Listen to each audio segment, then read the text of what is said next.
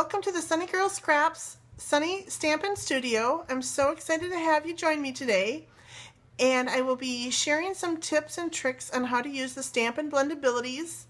I absolutely love these alcohol markers from Stampin Up, so let's get started. First thing, the first 6 colors are available from Stampin Up. So at this time, as of July 1st, you can order the Cherry Cobbler, Coastal Cabana, Daffodil Delight, Old Olive, Pumpkin Pie, Rich Razzleberry. You can also order the Flesh Tone pack, the Color Lifter, and of course the Memento ink pad. This Memento Tuxedo Black is my absolute favorite. I love this, just the crisp image. Really recommend it as even just your go-to black ink pad. Okay, so let's move on. A couple samples I have right here, and I'll show them to you again a little bit towards the end. Going to set those off to the side. Another sample, and I have a image already pre-stamped ahead of time. It's the Blended Bloom, and I am going to actually use the Pumpkin Pie assortment. Take these out. Your pack will come with 3 colors, of course, which makes it really nice and easy to figure out. You have your darkest color, your medium, and your light. For my purposes, I like to lay my markers off to the side and go with the dark, medium, light. And I start with the dark. Oops. I start with the dark. Sometimes I'll start with the paint tip and just use that to add a little bit of color. I do not add a lot of dark to start with because I'm going to be building on this, and it'll continually grow darker and darker as I blend the colors. Okay, my son is here with me and he's giving me funny faces.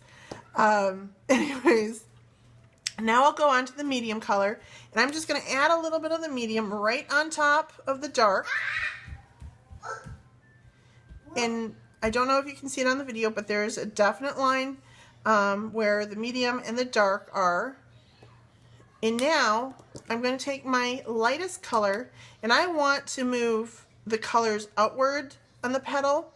So I want to actually start by overlapping and using my lightest color to really blend the medium and dark.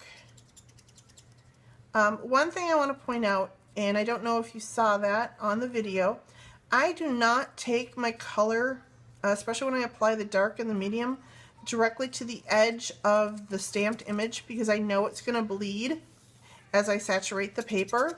I am using Whisper White, and you'll see I just continue to blend and work it. You'll hear the squeaky of my alcohol marker, and as I get that blended, I lightly and I actually lighten up my pressure on the pen, and I push it out towards the edge. So I'm lightening and not pressing as hard. And now if there's a little bit line, I'll just add a little more pressure, and I'll push that color out. And there we are. The first petal is done. Now, put your marker down on the side, put your cap, and slide them together. And you should hear a snap. It didn't snap. Let's try that again. There. There was a little snap. It didn't hear it very well. And now I'm going to go back, and I'm going to go on to my next petal and add a little bit of dark color. There's my dark. And now pull up my medium, and I'm going to again overlap the dark and pulling away from the center towards the edge of the flower petal. And I did a little bit more on this one. There's the snap. And again, I'm using the small end. And I'm going to go over the dark I've already colored and work at blending. And now I'm going to push away out towards the edge, and I'm going to just lightly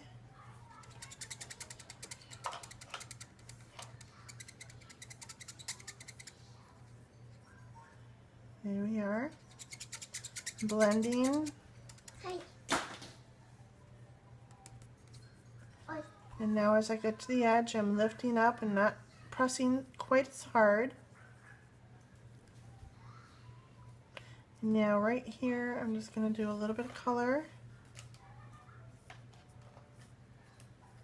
Very light.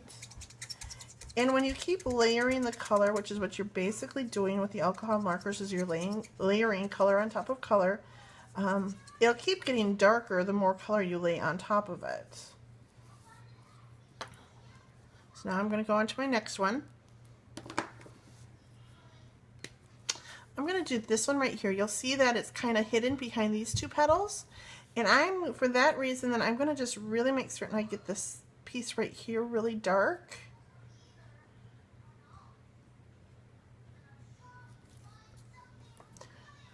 Creating a shadow.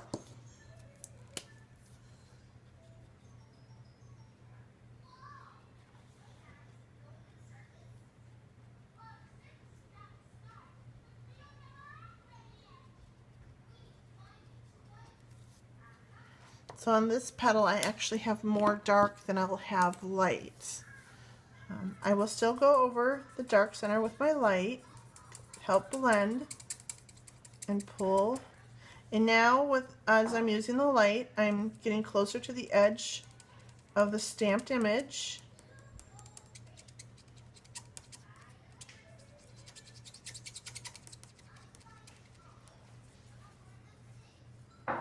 And I'm lightening my pressure on the paper to get that real light tip.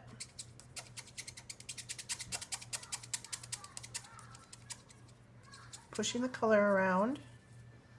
And real light there. Here you'll see that it bled again a little bit. On the inside portions of the petals, I don't worry about the bleeding too much because I know it's going to be blended when I go on to the next petal.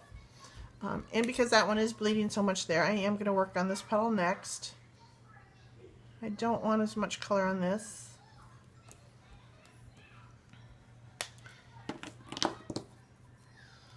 I'm actually going to use the fine tip on the medium so I can get this portion here blended.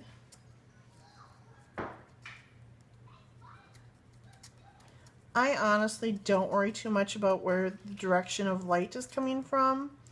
I think it kind of happens naturally, but if you do want to pay attention to that, take something and kind of make like an arrow or say, okay, that's my source, light source.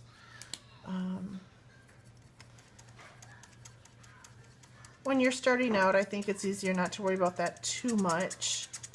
As you become more advanced, you can think about some of those things. Sometimes it's easier just to think about the light source from coming straight above. And there we are. I'm going to overlap some more here and pull that color into the petal.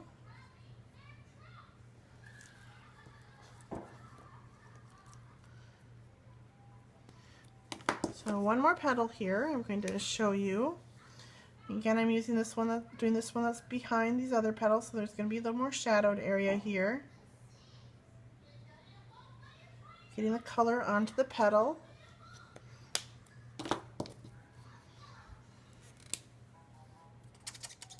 Okay, so now I'm blending again with the lightest color, getting into the corners, pushing the color, especially the darker color, into the corners. Now one thing I want to show you here is I really want this to be light, so I'm actually going to now switch up and start coloring at the top there. Not using a lot of pressure, just real light, and coming down into the darker area that's already been covered, using a circular motion. And now I'm going to blend right there along that line.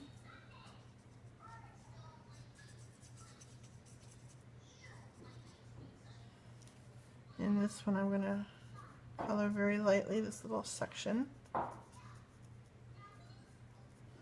There you have it. That's another little tip I wanted to share with you, is when you want to really have a highlighted light area, do your dark and then go to the opposite side with your light and bring the light downwards versus taking the dark and pushing the dark outward. Another little tip that I have.